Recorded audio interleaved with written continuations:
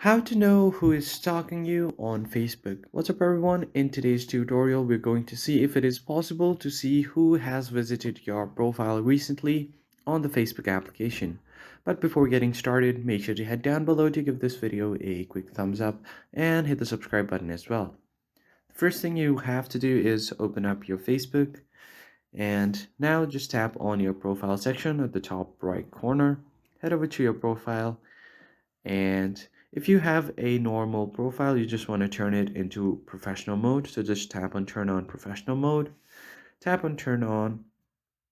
Doing this will have different benefits. So you will be able to monitor all of the activities on your account. So go ahead and tap on confirm. And once everything is done, you just tap on next, and then your profile should be turned into professional mode.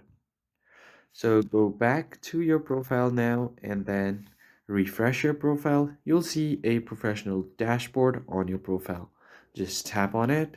And from here, you will have different tabs on the top like Home, Insights, Content, Growth, and Monetization. Tap on Insights. Here you will be able to see your profile visits, but unfortunately, there is no way to see who has visited your profile, but you can see how many people they have visited your profile. So that's pretty much it. I hope you found it helpful. I'll see you guys on the next one.